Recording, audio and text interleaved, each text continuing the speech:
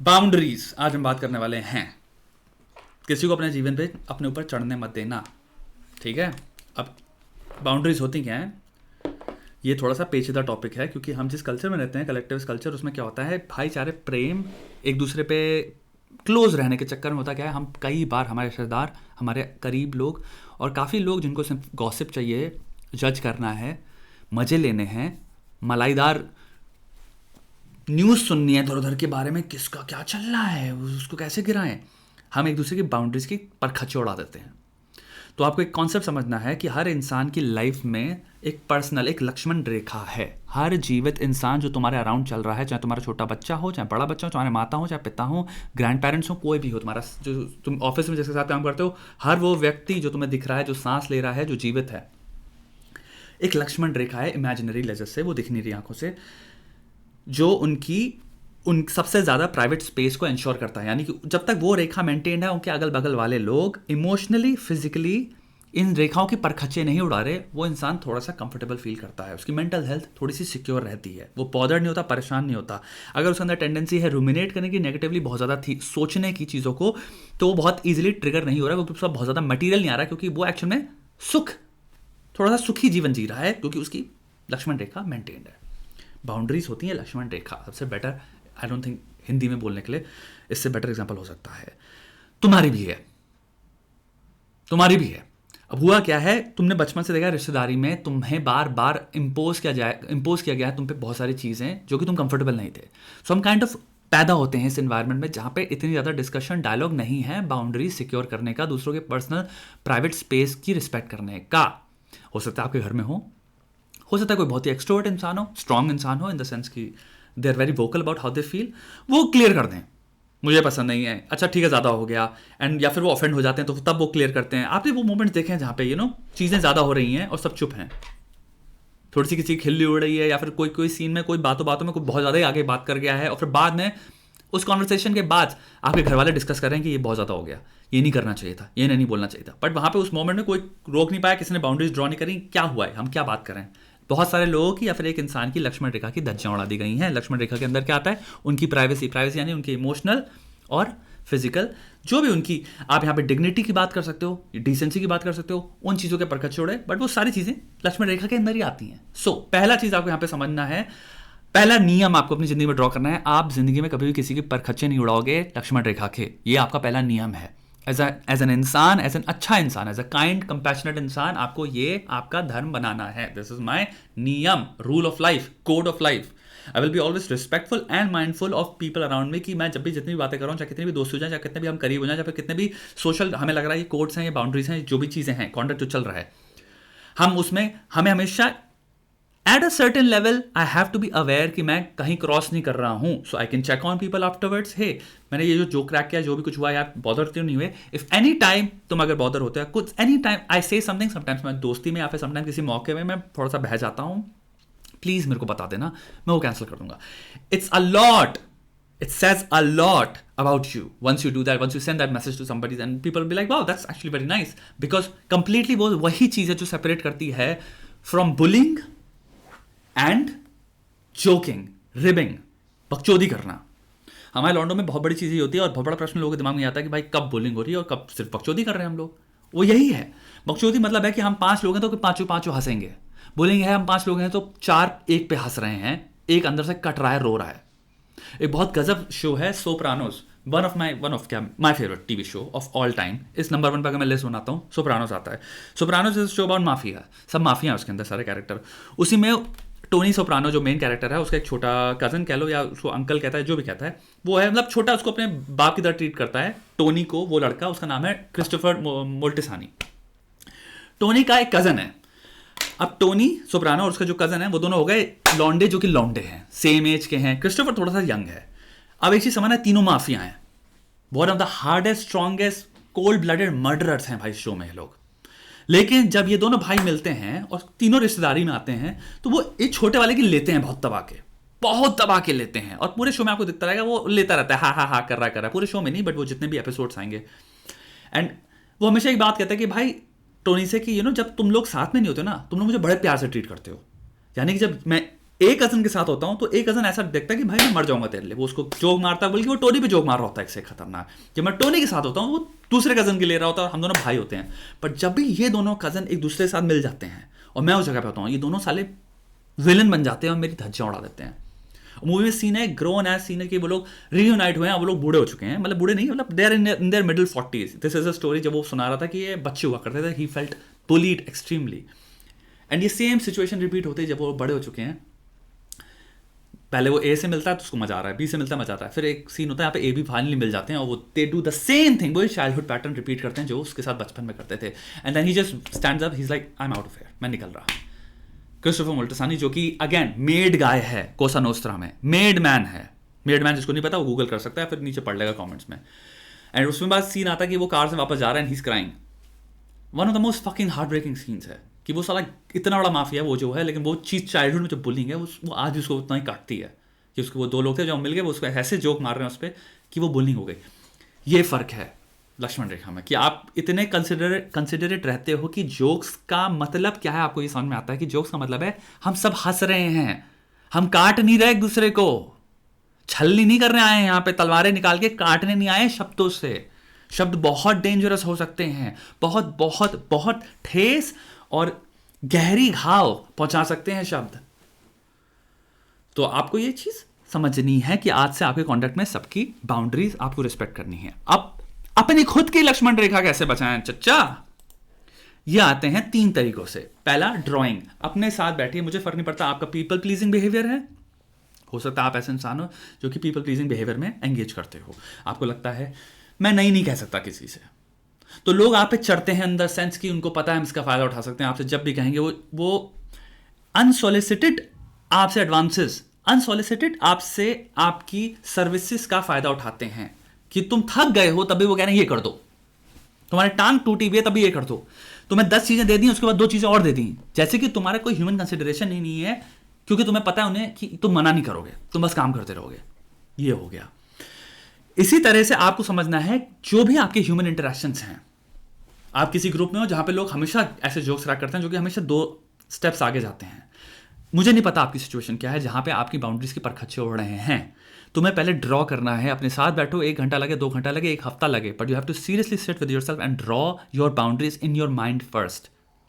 Strict boundaries जो कि तुम्हारे चाहे शादीशुदा रिलेशनशिप में, चाहे फैमिलियल इंटरजेनरेशनल या मल्टी जनरेशनल फैमिली के स्ट्रक्चर में धज्जियां उड़नी है तुम्हारी, यानी कि दादा दादी, माता पिता, हम लोग और हमारे बच्चे, ये 4 मल्टी जनरेशनल जो ये हो गया, इसमें हो सकता है तुम कहीं बीच में फंसे हो, और इसमें क्या हो गया, तुम्हें सबकी सुननी पड़ी, समाज में ऊपर वालों की, फिर नीचे वालों की, फिर सबसे नीचे से 3 लोगों के ऊपर, जो तुम्हें यहाँ पे ड्रॉ करना है। मुझे नहीं पता मैं किस रोल में हूँ, आई एम सॉरी, मुझे नहीं पता तुम किस रोल में हो, मेरी बाउंड्रीज की परखच्चे कहाँ उड़े हैं जिनसे मैं जेन्युइनली फील करता हूँ यहाँ पे प्रॉब्लम है।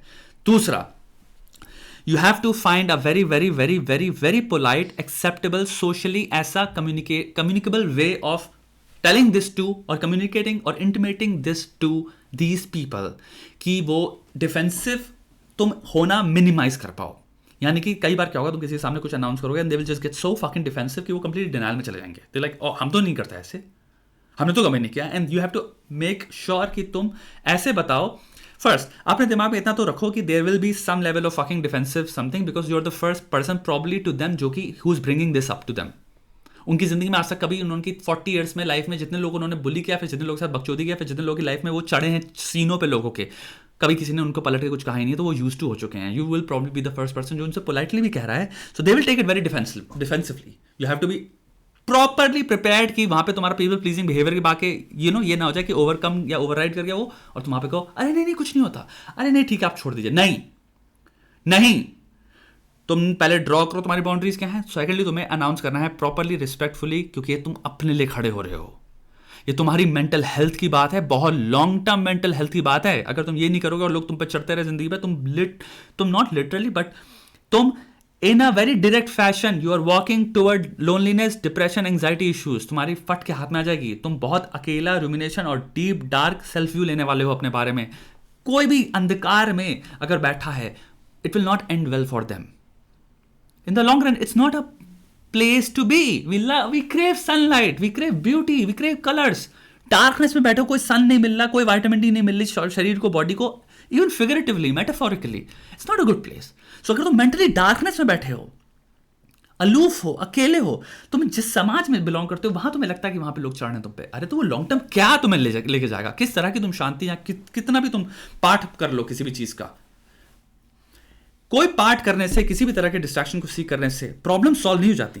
वो डिस्ट्रैक्शन ही रहते हैं at the end of the day. पाठ करो तब जब प्रॉब्लम को भी कन्फ्रंट करो। तुम्हें गीता क्या सिखाती है? अर्जुन तो बनना पड़ेगा, युद्ध तो करना ही करना है। बाकी तुम्हारी हायर कॉन्शियसनेस पे पहुंचने का वो एक अलग है। वो कह रहे हैं तुम्हारे भगवद गीता में, ये देखो ये सच्चाई सेपरेट है ये, लेकिन तुम्हारा धर्म जो है, ये जो तुम्हें धर्म युद्ध जो तुम लड़ रहे हो, ये तो तुम्हारी रियलिटी, तुम्हें करना ही पड़ेगा दोस्त। सो तुम्हारे को अपने लिए स्टैंड इस man made human created societies में वो तो लेना पड़ेगा क्योंकि तुम एंगेज कर रहे हो। सो ट्राई टू अंडरस्टैंड, मेरे को मिनिमाइज करना है कॉन्फ्लिक्ट। जब मैं ये चीजें बताऊं इंसान को, first time I have to minimise the conflict. They will be defensive, be prepare for that. They might completely ignore it, they might completely be like, हमें अपनी एक्सप्लेनेशन देने लग जाए, अपने उसको रैशनलाइज करने लग जाए, be like it's okay, you can do it, मुझे आपको बताना था, मुझे इस चीज से प्रॉब्लम होती है, मैं बस आपको बता रहा हूं, मैं नहीं कह रहा हूं मेरे को ये मैं कोई कॉन्फ्लिक्ट नहीं कर रहा हूं। You have to find a way and you have to very, अगर आपको हो पाए तो आप एक लेटर लिख दो, अगर आपको मुंह से ना बोला जाए, ना हो पाए टेक्स्ट लिख दो, लंबा सा एक ईमेल लिख दो, ये मुझे बॉदर करता है, लेकिन ये चीज लिख दो कि क्लैरिफाई कर दो, ABCDEF ये टाइप के बिहेवियर्स मेरे को पसंद नहीं है, दिस इज माई ऑटोनॉमी, ये मेरी ऑटोनॉमी है, मेरे जीने का अधिकार का टर्म्स एंड कंडीशन है ये, भाई साहब आप इनकी परखच्चे उड़ा रहे हो। तीसरा, अगर वो ना समझें इस चीजों को, दोनों चीजों को, तो विड्रॉ और डिस्टेंस करना तुम्हारा धर्म बनता है। इस टॉक्सिसिटी से तुम्हें तुम्हारे टर्म्स एंड कंडीशंस की धज्जियां उड़ रही हैं तुम्हारे जीने के अधिकार के। You have to distance, you have to, that is the solution. So अगर आप ऐसी जगह पे हैं जहाँ पे कि आपको लगता है मैं यहाँ पे फंसा हूँ, मैं किसी फैमिली में हूँ, या फिर मैं किसी, मेरी शादी हो रखी है, या फिर आप जगह पे हो लेकिन आपको डेली आपकी बाउंड्रीज की परखच्चे उड़ा जाते हैं, आप नेगेटिव फील करते हो, बस कटा रहता है, और आप सेकंड स्टेप 2 या 3 या 4 बार ऑलरेडी देख चुके हो, you tried your best in communicating और to communicate and you find out इनको घंटा फर्क नहीं पड़ रहा, उस दिन से दिमाग में 1 सेकंड में प्लान बनाना स्टार्ट करो कि मैं यहां से निकलूंगा। अब दिमाग में, मैं बताऊंगा नहीं सबको कि मैं निकल रहा हूं, लेकिन अपने दिमाग में 100% शो कर लो मैं निकल रहा हूं। नाउ इस प्लान मुझे निकलने के जो है, मेरे को यहाँ पे गवर्न करना है कि मैं मिनिमल डैमेज के साथ कैसे निकलूं। यानी कि अगर मेरी फैमिली है तो मैं डिस्टेंस तो हो जाऊं या डिस्टेंट कर लूं अपने आपको, या फिर मैं इतना पावरफुल बना लूं कि इनके पास जो पावर है अभी वो छन जाए इनसे। 2 सोल्यूशन हो गए। पहला, मैं इतना डिस्टेंस मेंटेन कर लूं कि मैं फैमिली से भी दूर ना हूं, लेकिन जो डैमेज को मैं मिनिमाइज कर पाऊं, यानी मैं जो 100% डैमेज हो सकता है उसको 20% कर दूं। डैमेज तो होगा ही होगा, लेकिन तुम्हारी लॉन्ग टर्म में बहुत ज्यादा खुश रहोगे, तुम संतुष्ट रहोगे, तुम्हारी you will find mental health जो तुम्हारी बेटर हो रही है, उसके वजह से सकता है तुम्हारी जिंदगी में 400 चीजें तुम जो करना चाहते थे, जैसे जीवन को तुम देखते हो, उसमें बेहतरी होगी। You will, those things will develop, those things will Bloom. तो वो तो होना ही होना है। सेकंड ऑप्शन यही है कि तुम भाई या तो ताकत से इतना वो करो कि इनकी ऑटोनॉमी छीन जाओ। अगर ताकत इमोशनली है फिर तो कोई फर्क नहीं पड़ता, तुम फाइनेंशियली कितना पावरफुल हो जाओ, फिजिकली चाहे कितना पावरफुल हो जाओ, कोई घंटा फर्क नहीं पड़ता। कोई इमोशनली तुमने किसी को पावर दे रही हो, तुम्हें काट सकते हैं 1 सेकंड में, एक लाइन में। तो तुम्हें डिस्टेंस होना है। कितने लोग हैं, हो सकता है आप किसी इंसान के साथ में, एक छोटा सा एग्जांपल देता हूँ जो कि तुम्हारा फिर वापस मैं सोप्रानोस में आ सकता हूँ। उसकी मम्मी जो होती है टोनी सोप्रानो की, उनको बॉर्डरलाइन पर्सनालिटी डिसऑर्डर होता है।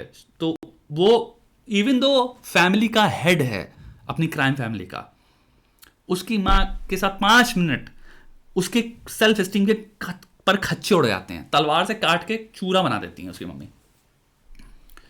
All that woman has to offer is just negativity. उसकी सेल्फ एस्टीम को कम करना, उसको बस ये बताना वो कितना घटिया बेटा है, इवन तो वो जितना चाहे वो उतना कर रहा है उसके लिए।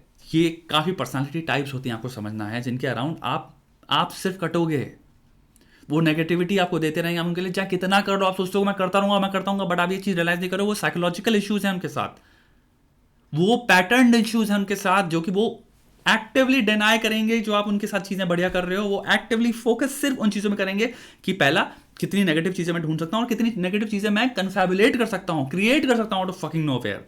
आई बेट आप लोग ऐसे लोगों के साथ रहे हो। भाई एक ही ऑप्शन बचता है, अगर अपनी जिंदगी की लॉन्ग टर्म आपको चाहिए, अपने बच्चों की भी लॉन्ग टर्म चाहिए, किसी की भी आपको अगर लॉन्ग टर्म हेल्थ मेंटेन करनी है, कि उस इंसान से आप डिस्टेंस करो, ताकि आप पहले अगर दो लोग हैं जो कि रिस्पॉन्सिबल हैं कुछ लोगों के लिए और दो लोग एक दूसरे को खा जा रहे हैं या एक इंसान दूसरे को खा जा रहा है तो वो तो नेगेटिव है ही, उसने आपको भी नेगेटिव बना दिया। अगर आप डिस्टेंट हो सकते हो तो अगर वो नेगेटिव है एटलीस्ट आप तो पॉजिटिव कर सकते हो ना अपने आप को डिस्टेंस करके। तो फायदा किसका होगा? जितनी भी सराउंडिंग है उसका, क्योंकि एक 50% स्रोत अब एक्चुअली में वापस वर्क कर रहा है फंक्शनली। लेकिन जब दोनों साथ में थे तो पूरा 100% सोर्स डिसफंक्शनल हो जाता है। आई होप इससे आपको कुछ सीखने को मिला, उसको आपको मदद मिली हो। जितने लोग ऐसे सिचुएशंस में हैं कर पाएंगे कुछ चीज़ें अपने लिए। सब्सक्राइब करो बाकी चैनल को ब्रो, और the rudest book ever. I know बहुत लोग होंगे कम जो कि यहाँ तक पहुँच पाएंगे। उठाओ, जबरदस्त किताब है, मदद करेगी तुम्हारी बहुत ज़्यादा। हाउ टू थिंक में हेल्प करेगी, क्रिटिकल थिंकिंग में, और बहुत सारे सोल्यूशन जो मैं अभी दे रहा हूँ सब ये सब इस किताबों में हैं। Thank you.